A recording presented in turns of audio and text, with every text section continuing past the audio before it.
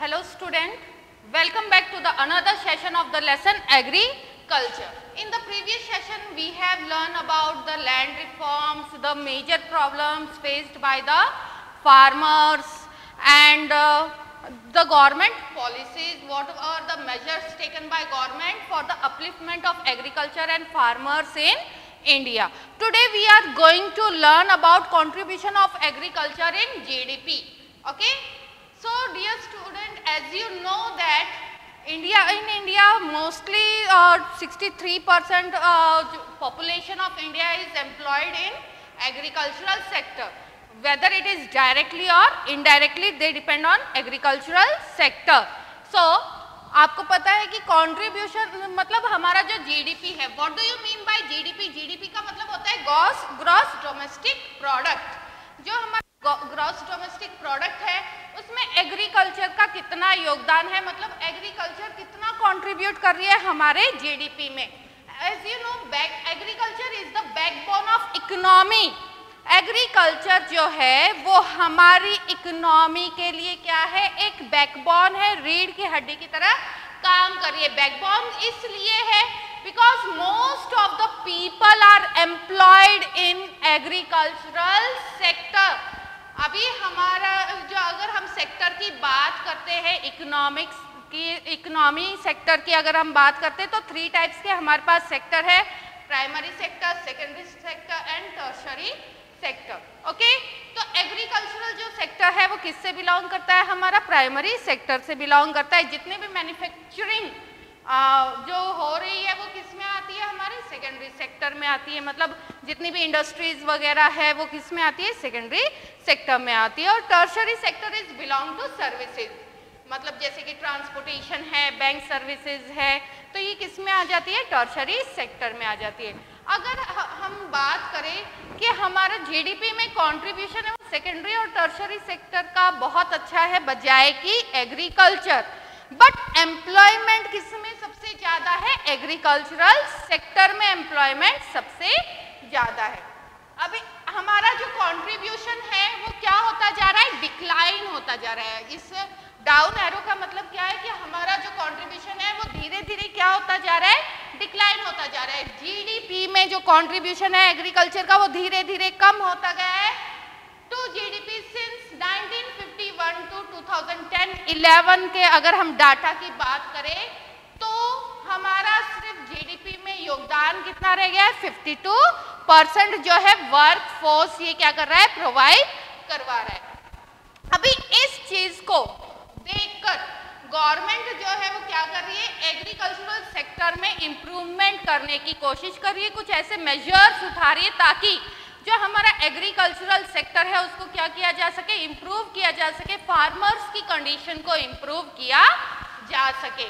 अभी गवर्नमेंट क्या कर रही है कि गवर्नमेंट मॉडर्नाइज कर रही है एग्रीकल्चरल सेक्टर को। मतलब मॉडर्नाइज करने का मतलब क्या है कि मॉडर्न टेक्निक्स का यूज करके स्मॉल पैचेस ऑफ लैंड है, मतलब जो इतनी हमारा नेट्स ऑन एरिया है उस पे प्रोडक्शन को और ज्यादा बढ़ाया जा सके, उसे मॉडर्नाइज किया जा सके, एग्रीकल्चरल सेक्टर को मॉडर्न टेक्नोलॉजीज का यूज करके, मॉडर्न टेक्निक्स का यूज करके। इसके लिए गवर्नमेंट ने सेटअप किया है Indian council of agricultural research, ICAR। मतलब ये एक संस्था, ये इंस्टीट्यूशन जो है गवर्नमेंट ने सेटअप की है। अभी ये इंस्टीट्यूशन के तहत क्या किया जा रहा है? एग्रीकल्चरल यूनिवर्सिटीज को बढ़ाया जा रहा है। अभी एग्रीकल्चरल यूनिवर्सिटीज का काम क्या है? They provide information about agriculture, मतलब वो ट्रेन करती है कि हमें एग्रीकल्चर में कैसे इंप्रूवमेंट किया जा करना चाहिए, मतलब कोई भी फसल है उसको उगाने का क्या टाइम होता है, उसके लिए सॉइल कैसी होनी चाहिए, सॉइल में कौन कौन से न्यूट्रिशियंस होने चाहिए, ये सारी चीज़ें मतलब वो क्या करती है? एग्रीकल्चरल यूनिवर्सिटी सेटअप की गई है ताकि लोगों को एजुकेट किया जा सके about farming. Veterinary services provide की जा रही है। अभी मैंने पहले ही बताया था हमारे फर्स्ट सेशन में इस लेसन के कि एग्रीकल्चर जो है उसका मतलब ये नहीं है, ओनली ये नहीं है कि सिर्फ खेती बाड़ी करना है और सिर्फ कल्टीवेशन ऑफ सॉइल तक ही लिमिटेड नहीं है या ग्रोइंग ऑफ क्रॉप्स तक ही लिमिटेड नहीं है। एग्रीकल्चर में रियरिंग ऑफ एनिमल्स भी इंक्लूड होते हैं। तो जो वेटनरी सर्विसेज होती है वो किसके लिए होती है? एनिमल्स के लिए होती है। ओके, वेटनरी सर्विसेज प्रोवाइड की जा रही है, एनिमल ब्रीडिंग सेंटर सेटअप किए जा रहे हैं एंड रिसर्च एंड डेवलपमेंट किया जा रहा है किसमें? वेदर फोरकास्ट में। मतलब फार्मर्स को के लिए मतलब मौसम विभाग क्या कर रहा है? हमारा पहले ही बता रहा है कि आने वाला जो वेदर है वो कैसा रहेगा। मतलब फोरकास्ट करना, फोरकास्ट करने का मतलब क्या होता है?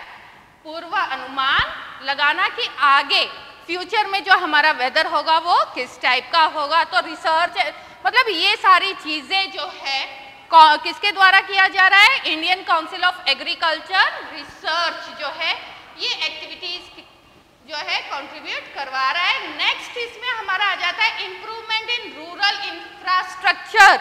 गवर्नमेंट क्या कर रही है कि हमारे जो रूरल एरियाज है या ग्रामीण क्षेत्र है वहाँ का जो इंफ्रास्ट्रक्चर है, जो ढांचा है फार्मिंग का, उसमें क्या लेके आ रही है? इम्प्रूवमेंट लेके आ रही है। मतलब हमारा जो कंट्रीब्यूशन है जीडीपी में वो लगातार गिरता जा रहा है 1951 के ऑनवर्ड, जिसके कारण मतलब हमारी जो फार्मर्स है या हमारा एग्रीकल्चरल सिस्टम है उसका जीडीपी में योगदान, अपना कंट्रीब्यूशन बहुत कम हो चुका है। तो उसको ऊपर उठाने के लिए, अपलिफ्ट करने के लिए गवर्नमेंट ने बहुत सारे मेजर्स उठाए हैं, मॉडर्नाइज कर दिया है एग्रीकल्चर को, ताकि किसान जो है मॉडर्न टेक्निक्स का क्या कर सके? यूज कर सके।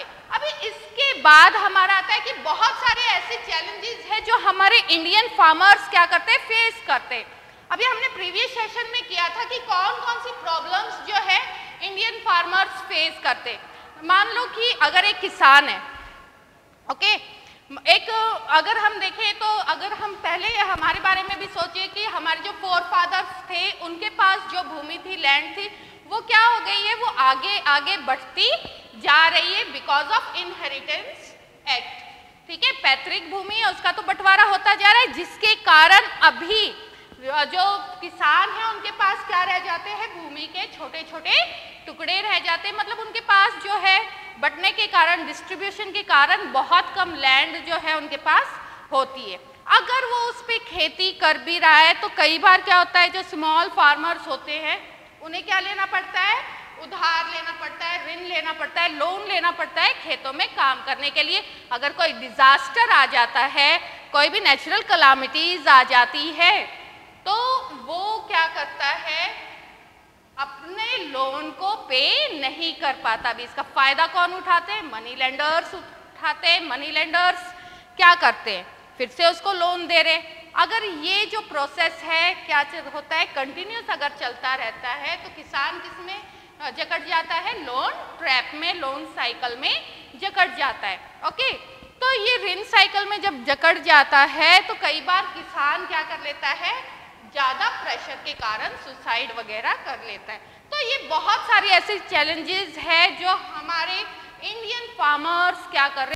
फेस कर रहे हैं। अभी इन चैलेंजेस को कौन कौन से ऐसे चैलेंजेस है जो हमारे इंडियन फार्मर्स फेस कर रहे हैं और इन चैलेंजेस से हम उनको कैसे ऊपर उठा सकते हैं? मतलब गवर्नमेंट उसके लिए क्या क्या कर सकती है वो करेंगे। सबसे पहले हम देखते हैं कौन कौन से चैलेंजेस है जो हमारे इंडियन फार्मर्स फेस कर रहे हैं। सबसे पहले अगर हम बात करें तो जो इंटरनेशनल कंपटीशन है वो क्या हो रहा है? बहुत बढ़ता जा रहा है।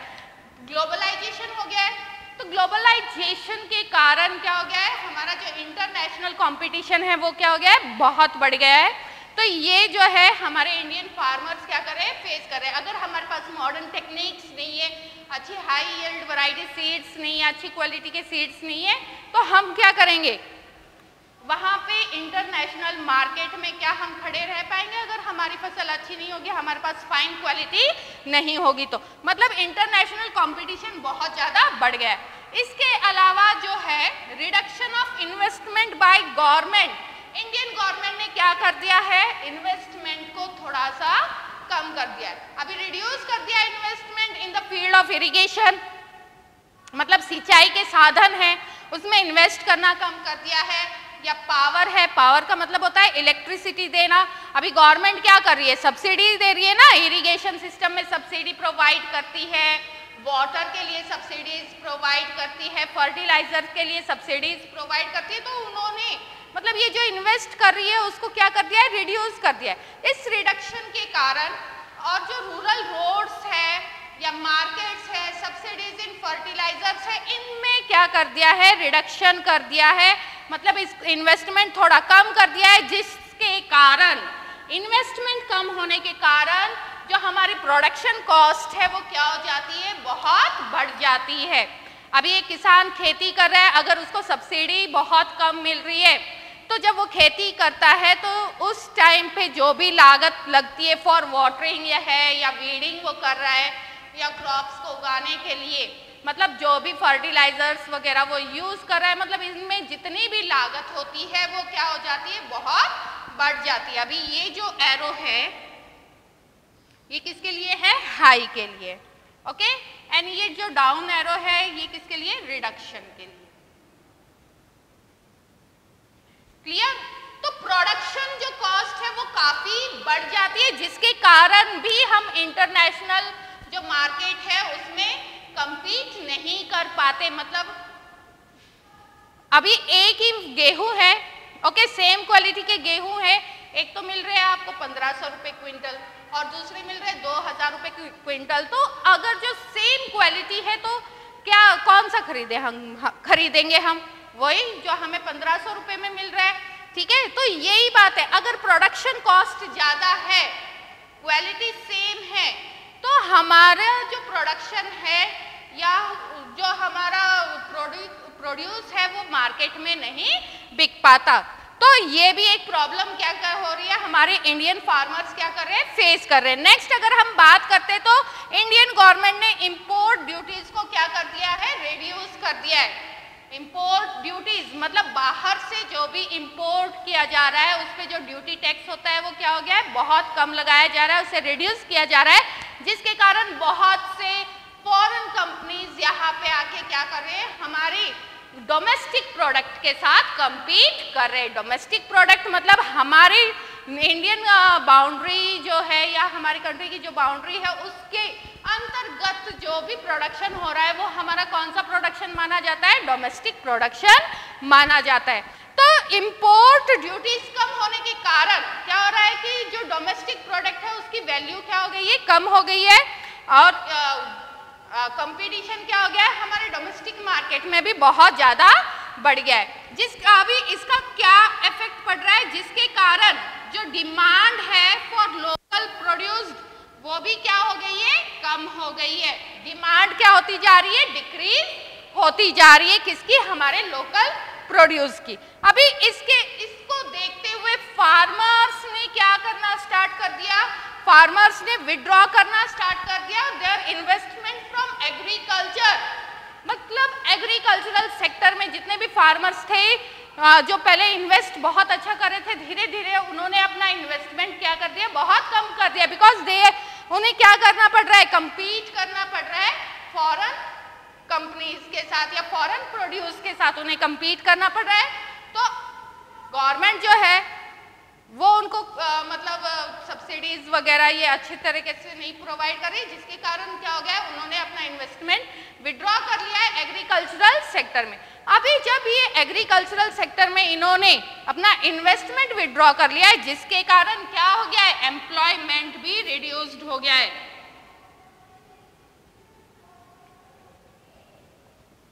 जो हमारा एम्प्लॉयमेंट है वो भी क्या हो गया है, रिड्यूस हो गया है। मतलब ये सारे क्या है, चैलेंजेस है जो हमारे इंडियन फार्मर्स जो है एग्रीकल्चरल सेक्टर में क्या कर रहे हैं, फेस कर रहे हैं। अभी हम देखेंगे आगे इसके बाद फूड सिक्योरिटी, ओके। अभी व्हाट इज फूड सिक्योरिटी, तो इसकी डेफिनेशन क्या है, if any segment does not have access to food, मतलब हमारे कंट्री का कोई भी ऐसा सेगमेंट है, सेगमेंट मतलब कोई भी ऐसा हिस्सा है या कोई भी ऐसे लोग हैं, ओके, उनको फूड एक्सेस नहीं कर पा रहे, मतलब वो भोजन प्राप्त नहीं कर पा रहे, which provides minimum nutritional value, मतलब वो ऐसी डाइट नहीं ले पा रहे, जिसमें कम से कम जितनी हमें न्यूट्रिशनल वैल्यू चाहिए वो नहीं है, तो उसे हम क्या कहेंगे? Lack of food security. उस एरिया को हम क्या कहेंगे कि they are lack in food security. अभी इसके क्या फैक्ट्स है कि जितने भी डेवलप्ड स्टेट्स है, मतलब कम डेवलप्ड स्टेट्स, अभी ये जो एरो मैंने बताया था किसके लिए यूज हो रहा है? रिडक्शन के लिए या कम के लिए? जितने भी कम डेवलप्ड स्टेट्स है वहां पे पुअर्टी क्या है? बहुत ज्यादा है। किसमें रिजल्ट कर रहे हैं? पुअर्टी में। अभी पुअर्टी ज्यादा है तो इसका मतलब वहां पे क्या है? फूड सिक्योरिटी बहुत कम है। एफएस का मतलब हो गया फूड सिक्योरिटी। ओके, मतलब जो गरीब स्टेट है, मतलब जो अनडेवलप्ड स्टेट है, वहां पे पुअर्टी ज्यादा है। पुअर्टी ज्यादा है इसका मतलब वहां पे फूड सिक्योरिटी नहीं है। अभी इसका नेक्स्ट हमारा फैक्ट क्या बताता है कि जितने भी हमारे रिमोट एरियाज हैं, रिमोट एरियाज मतलब ऐसे एरियाज जहां पे बहुत ज्यादा डिजास्टर्स वगैरह आते हैं, नेचुरल कैलामिटीज वगैरह आती रहती है, तो वहां पे भी फूड सिक्योरिटी क्या है? बहुत कम है। तो ये हमारा क्या है? फूड सिक्योरिटी है। उसके कुछ फैक्ट्स है। अभी हमारा जो नेशनल फूड सिक्योरिटी सिस्टम है वो क्या बताता है? वो दो कंपोनेंट्स क्या करता है? इसमें दो कंपोनेंट्स आते हैं नेशनल फूड सिक्योरिटी सिस्टम में। पहला हमारा कंपोनेंट है बफर स्टॉक और दूसरा है पीडीएस सिस्टम। अभी ये जो फैक्ट्स हमने देखे हैं कि हमारी जो है फूड सिक्योरिटी कहाँ पे कम है, हम उसको कैसे पूरी कर सकते हैं, कैसे इन स्टेट्स को हम सेल्फ सफिशिएंट बना सकते हैं, तो इसके लिए जो है नेशनल फूड सिक्योरिटी सिस्टम जो है वो डेवलप किया गया है कंट्री में, ताकि इन स्टेट्स में जो है लोगों को कम से कम न्यूट्रिशनल जो वैल्यू है वो प्रोवाइड करवाई जा सके उन लोगों को जो पुअर है, जो या फूड सिक्योर है। ओके, तो फूड जो इसके जो नेशनल फूड सिक्योरिटी सिस्टम है, मेनली इसके दो कंपोनेंट्स है, एक है बफर स्टॉक और दूसरा है पीडीएस। पीडीएस का मतलब होता है पब्लिक डिस्ट्रीब्यूशन सिस्टम। पब्लिक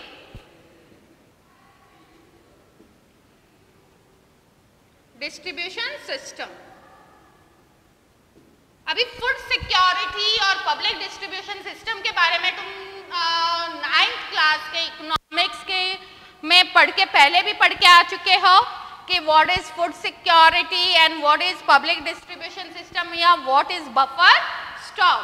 तो अभी क्या होता है कि हमारा जो एफसीआई है, फूड कॉर्पोरेशन ऑफ इंडिया है, वो फार्मर से क्या कलेक्ट करता है? फूड ग्रेन्स परचेज करता है और उसे क्या करता है? अपने पास जो है स्टोरेज हाउस में स्टोर करके रखता है।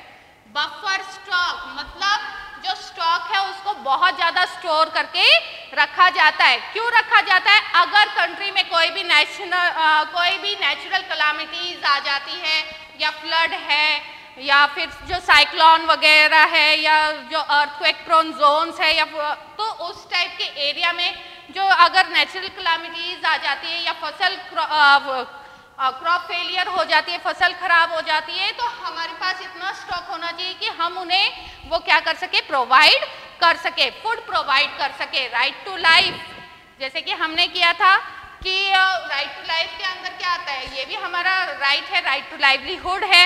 ओके, तो इसमें गवर्नमेंट की जिम्मेदारी होती है कि वो अपने देश में रहने वाले सभी लोगों को क्या प्रोवाइड करे? फूड प्रोवाइड करे। तो बफर स्टॉक इसीलिए रखा जाता है कि जो लोग हैं, पब्लिक डिस्ट्रीब्यूशन सिस्टम भी इसी के अंतर्गत आता है, ठीक है ना। बफर स्टॉक से अगर हमारे पास जितना ज्यादा स्टॉक होगा हम उतने ही क्या है फूड में सेल्फ सफिशिएंट माने जाएंगे। अभी नेक्स्ट हमारा क्या? Public distribution system. अभी पब्लिक डिस्ट्रीब्यूशन सिस्टम क्या होता है कि इसमें हम क्या कर रहे?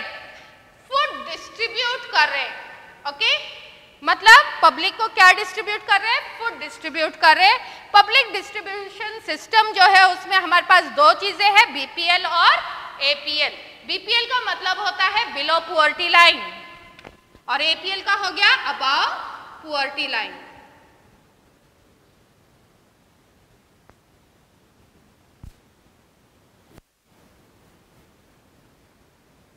Above poverty line. तो इसमें क्या है, जो बीपीएल वाले जो लोग हैं उनको सब्सिडीज पे फूड प्रोवाइड किया जाता है, बहुत ही रीजनेबल रेट पे फूड प्रोवाइड किया जाता है ताकि हम उन्हें क्या बना सके, फूड सिक्योर कर सके, उनको मिनिमम न्यूट्रिशनल वैल्यू जो है वो प्रोवाइड कर सके। तो ये था हमारा नेशनल फूड सिक्योरिटी सिस्टम। अभी इसी में हम करेंगे कि जो हमारा नेशनल फूड सिक्योरिटी सिस्टम है या पॉलिसीज है उसके कुछ ऑब्जेक्टिव्स है। जो हमारा नेशनल फूड सिक्योरिटी सिस्टम है उसके कुछ ऑब्जेक्टिव्स हैं जिसके कारण हम जो फूड इनसिक्योर जो लोग हैं उनको क्या कर सकते हैं, अपलिफ्ट कर सकते हैं, उन तक फूड पहुंचाया जाता है ताकि उन लोगों को भी मिनिमम न्यूट्रिशनल वैल्यू जो है वो प्रोवाइड करवाई जा सके। और ये फूड प्रोवाइड करवा जाता है एक रीजनेबल रेट पे, बहुत ही सब्सिडीज में इनको दिया जाता है। जैसे कि तुमने देखा होगा हमारे यहाँ पे राशन शॉप्स होती है, तो राशन शॉप्स क्या कर रही है, फूड डिस्ट्रीब्यूट कर रही है बीपीएल वाले लोगों को जिनके पास येलो राशन कार्ड, तो तुमने देखा होगा ना ग्रीन कलर का जो राशन कार्ड होता है वो किसके लिए होता है, अबव पुअर्टी लाइन के लिए होता है, मतलब जो पुअर नहीं है, पुअर्टी लाइन से ऊपर है जो लोग। और जो येलो कलर का होता है वो किन लोगों के लिए होता है, बीपीएल के लिए होता है, जो बिलो पुअर्टी लाइन होते हैं। तो ये जो राशन शॉप होती है इन्हें हम फेयर शॉप भी कहते हैं। ये सारी चीजें हम 9th क्लास में पहले भी पढ़ के आ चुके हैं इकोनॉमिक्स में। अभी हम करेंगे food security policy.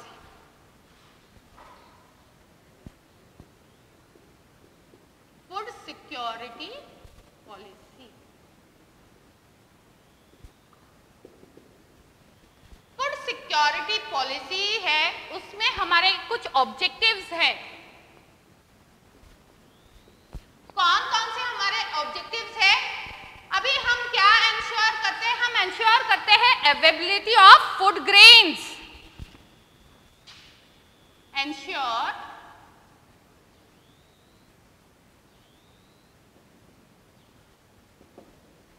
availability of food grains, okay, food grains to the common people at affordable rate।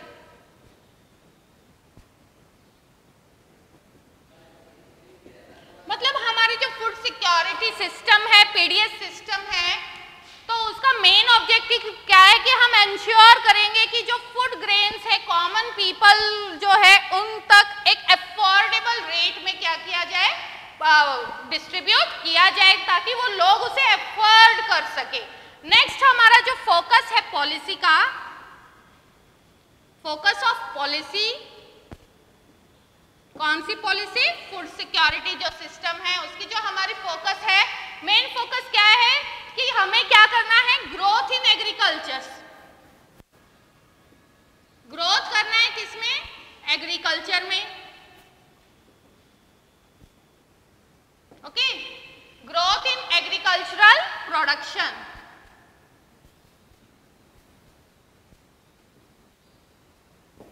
Main focus हमारा क्या है, ग्रोथ इन एग्रीकल्चरल प्रोडक्शन, मतलब हमें अपना एग्रीकल्चरल प्रोडक्शन क्या है उसको बढ़ाना है। अभी एग्रीकल्चरल प्रोडक्शन बढ़ाने के लिए हम मॉडर्न इक्विपमेंट का यूज करते हैं, जैसे कि मॉडर्न इरिगेशन सिस्टम वगैरह का यूज कर रहे हैं, या फिर हाई यील्डिंग वैरायटी सीड्स का यूज कर रहे हैं, मॉडर्न फर्टिलाइजर्स का, केमिकल फर्टिलाइजर्स का यूज कर रहे हैं, पेस्टिसाइड्स का यूज कर रहे हैं, ताकि जो है हम कम जो अगर हमारे पास कम भूमि है उस पे हम ज्यादा से ज्यादा क्या कर सके, प्रोडक्शन कर सके। नेक्स्ट इसमें हमारा आ जाता है minimum support price,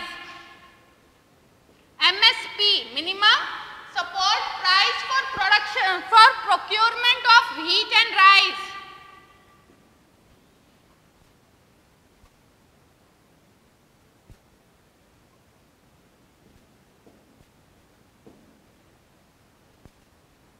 procurement of for wheat and rice, मतलब गवर्नमेंट क्या कर रही है, व्हीट और राइस के लिए एक मिनिमम सपोर्ट प्राइस उन्होंने डिसाइड कर ली है। हमने पहले भी किया था कि ये मिनिमम सपोर्ट प्राइस जो है ये सेंट्रल गवर्नमेंट और जो हमारा फूड कॉर्पोरेशन ऑफ इंडिया है वो डिसाइड करता है, ताकि इंडियन फार्मर्स को किसी भी तरह का एक्सप्लॉयटेशन से बचाया जा सके। मतलब जो मिडल मैन है या और भी जो परचेजर्स है वो क्या करते हैं, बहुत कम रेट पर फार्मर से उनकी जो प्रोडक्शन है उसको परचेज करते हैं। तो उन चीज़ों से उनको एक्सप्लॉइट होने से बचाने के लिए एक मिनिमम सपोर्ट प्राइस रखा गया है। अभी ये मिनिमम सपोर्ट प्राइस व्हीट और राइस के प्रोडक्शन के लिए बहुत ज़्यादा दिया जा रहा है।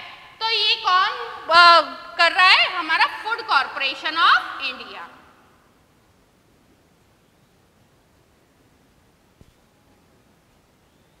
Food corporation of India, okay. Food corporation of India क्या प्रोवाइड कर रहा है, मिनिमम सपोर्ट प्राइस। मतलब इसके कारण जो हमारे फार्मर्स हैं वो क्या हो रहे हैं, मोटिवेट हो रहे फूड क्रॉप्स को में इन्वेस्ट करने के लिए, फूड क्रॉप्स के प्रोडक्शन के लिए। अभी इसी के तहत जो है हमारा आ जाता है पीडीएस सिस्टम।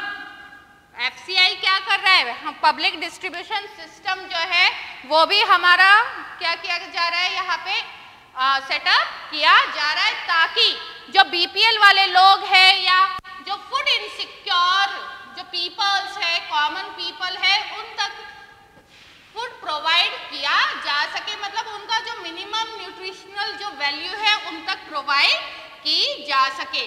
तो ये हमारा जो पीडीएस सिस्टम है इसके बारे में हम 9th क्लास में पहले भी पढ़ के आ चुके हैं, जिसे हम फेयर शॉप भी कहते हैं या राशन शॉप भी कहते हैं। अभी गवर्नमेंट आगे क्या करती है, इन सभी के लिए सब्सिडीज वगैरह भी प्रोवाइड करती है। अभी हम देखेंगे कि सब्सिडीज और उसके क्या क्या कॉन्सिक्वेंसेस है।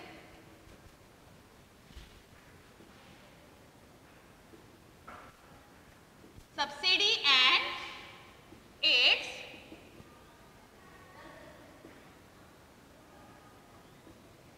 its consequences, okay. सब्सिडी के क्या क्या कॉन्सिक्वेंसेस निकल रहे हैं, मतलब जो अभी गवर्नमेंट सब्सिडी प्रोवाइड कर रही है तो उसका क्या प्रभाव पड़ रहा है हमारे एग्रीकल्चरल सिस्टम के ऊपर। अभी गवर्नमेंट जो है हमें पता है सब्सिडी प्रोवाइड कर रही है किसके ऊपर, फर्टिलाइजर के ऊपर, देन वाटर के ऊपर। वाटर का मतलब क्या है, हमारा इरिगेशन सिस्टम।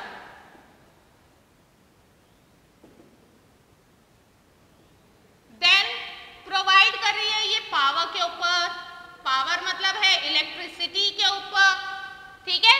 अभी गवर्नमेंट इन पे क्या दे रही है, सब्सिडीज दे रही है। अभी जब ये इन सभी चीजों के ऊपर सब्सिडीज दे रही है तो हम क्या कर रहे हैं, इनका एक्सेसिव यूज कर रहे हैं।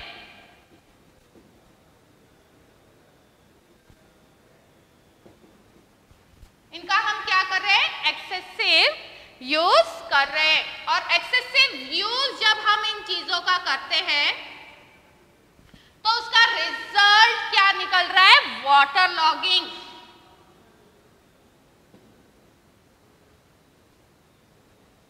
अभी हमने किया था 9th क्लास में कि ग्रीन रेवोल्यूशन है, उसके कारण हम मॉडर्न टेक्निक्स का यूज कर रहे हैं, बहुत इरिगेशन सिस्टम यूज कर रहे हैं, high yielding variety seeds use कर रहे हैं, बहुत ज्यादा केमिकल फर्टिलाइजर यूज कर रहे हैं, जिसके कारण हमारी लैंड क्या हो रही है, डिग्रेड हो रही है। अगर हम इनका एक्सेसिव यूज कर रहे हैं तो वाटर लॉगिंग की प्रॉब्लम क्रिएट हो जाती है। वाटर लॉगिंग के कारण क्या हो जाता है, सैलिनिटी बढ़ जाती है सॉइल में। सॉइल की जो सैलिनिटी है वो बहुत ज्यादा बढ़ जाती है और जिसके कारण जो हमारे एसेंशियल माइक्रो न्यूट्रिएंट्स होते हैं सॉइल में उनका क्या हो रहा है, डिप्लेशन हो रहा है। तो ये हमारा किसके कारण हो रहा है, गवर्नमेंट जो सब्सिडीज प्रोवाइड कर रही है तो फार्मर्स क्या कर रहे हैं, उनका एक्सेसिव यूज कर रहे हैं, जिसके कारण बहुत सारी अदर जो प्रॉब्लम्स है उनको हम फेस कर रहे हैं। नेक्स्ट जो है इसमें जो मैंने बताया था कि जो हमारा मिनिमम सपोर्ट प्राइस है, मिनिमम सपोर्ट प्राइस के कारण जो है इम्बैलेंस हो गया है, इम्बैलेंस हो गया है किसमें, इंटरक्रॉप पैटर्न में।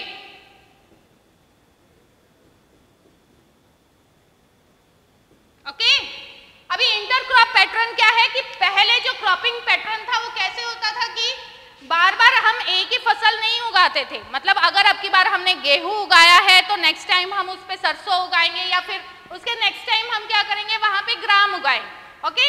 बट अब क्या हो रहा है कि गवर्नमेंट जो है वो व्हीट और राइस के लिए हमें क्या दे रही है, मिनिमम सपोर्ट प्राइस साल, उसी लैंड के ऊपर लगातार राइस राइस राइस या व्हीट व्हीट व्हीट, मतलब ये उगा रहे, तो हमारा जो एक क्रॉपिंग पैटर्न है वो बिल्कुल क्या हो गया है, गड़बड़ा गया है, जिसके कारण हमारी जो सॉइल फर्टिलिटी है वो क्या हो गई है, बहुत ज्यादा डिग्रेड हो गई है। तो ये भी एक इफेक्ट पड़ रहा है किसके कारण, सब्सिडी के कारण या मिनिमम सपोर्ट प्राइस के कारण। तो ये हमारा हो गया सब्सिडीज एंड इट्स कॉन्सिक्वेंसेज। अभी इसमें हम करेंगे कि हम कौन कौन से मेजर्स उठा सकते हैं कि हम हमारे जो फूड प्रोडक्शन है उसको इम्प्रूव कर सके। कौन कौन से मेजर्स हम उठा सकते हैं ताकि हम ये जो प्रॉब्लम फेस कर रहे हैं इससे हम ऊपर उठ सके, इसको दूर किया जा सके। गवर्नमेंट कौन कौन से मेजर्स लेती है फूड प्रोडक्शन को इम्प्रूव करने के लिए। Measures to improve food production।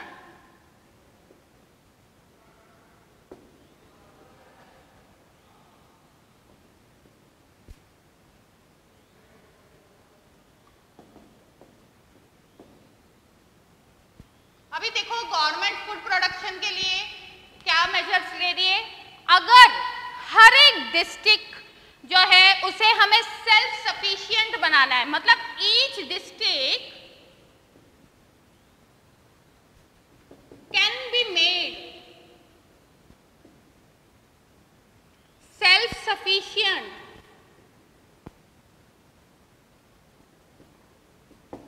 हर एक डिस्ट्रिक्ट जो है वो सेल्फ सफिशिएंट किसमें, इन फूड। हम कैसे बना सकते हैं उसको सेल्फ सफिशिएंट इन फूड, अगर if government provide well infrastructure in agriculture, अगर गवर्नमेंट है एग्रीकल्चरल इंफ्रास्ट्रक्चर प्रोवाइड करे, हमें गवर्नमेंट हमें क्या प्रोवाइड करे, well infrastructure, well infrastructure in agriculture. जब गवर्नमेंट हमें एग्रीकल्चर सेक्टर में बहुत अच्छा इंफ्रास्ट्रक्चर अगर प्रोवाइड करेगी तो हम क्या कर सकते हैं, अपनी फूड इनसिक्योर, मतलब हर एक डिस्ट्रिक्ट को हम क्या कर सकते हैं, फूड इनसिक्योरिटी को हम दूर कर सकते हैं और इम्प्रूव कर सकते हैं। हर एक डिस्ट्रिक्ट को हम क्या कर सकते हैं, फूड में सेल्फ सफिशिएंट बना सकते हैं। फिर आगे फर्दर गवर्नमेंट का काम क्या होता है, अगर वो क्रेडिट प्रोवाइड कर रही है, क्रेडिट लिंकेज दे रही है हमें,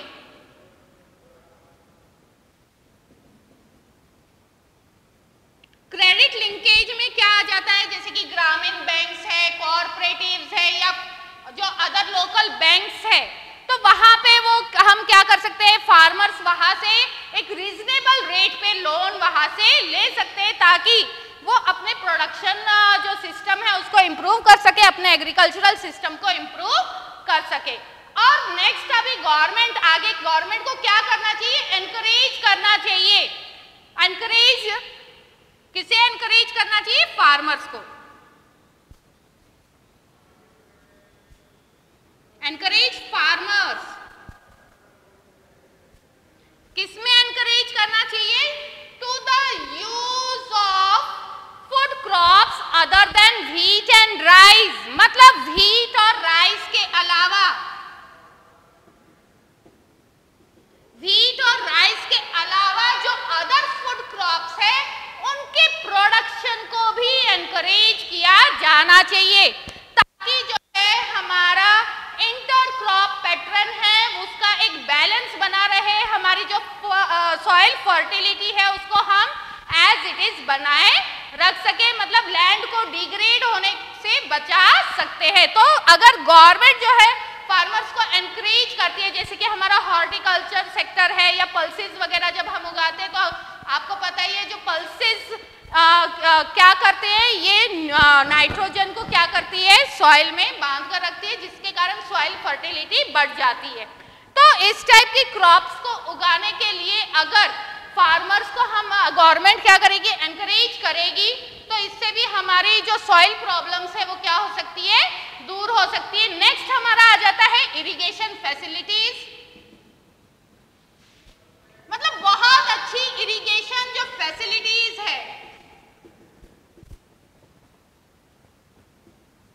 अगर गवर्नमेंट प्रोवाइड कर रही है फार्मर्स को तो उससे भी हमारा प्रोडक्शन अच्छा होगा। गवर्नमेंट को जो है इलेक्ट्रिसिटी वगैरह है उसमें अच्छी सब्सिडीज देनी चाहिए, मतलब जो पावर है, पावर जो सिस्टम है वो भी हमारा क्या होना चाहिए, बहुत अच्छा होना चाहिए। फिर जो है गवर्नमेंट एनकरेज करे प्राइवेट इन्वेस्टमेंट, तो ये सब करने से मतलब प्राइवेट इन्वेस्टमेंट को एनकरेज करे कि वो क्या करे, एग्रीकल्चरल सेक्टर में अपना इन्वेस्टमेंट करे। फ्री ट्रेड होना चाहिए, किसके लिए, डोमेस्टिक प्रोडक्शन के लिए फ्री ट्रेड होना चाहिए इन ग्रेन्स, ताकि एम्प्लॉयमेंट को बढ़ाया जा सके और पुअर्टी को कम किया जा सके। तो ये मेजर्स जो है गवर्नमेंट हमारे एग्रीकल्चरल सिस्टम को इंप्रूव करने के लिए उठा सकती है, फार्मर्स को एनकरेज कर सकती है ताकि एम्प्लॉयमेंट ज्यादा से ज्यादा क्रिएट किया जा सके और पुअर्टी जो है उसको कम किया जा सके। तो डियर स्टूडेंट, आज का सेशन हमारा यहीं पे खत्म हो रहा है। अगर इस सेशन में आपको कोई डाउट हो तो आप अपने डाउट्स जो है कमेंट सेशन में डाल सकते हैं। Thank you.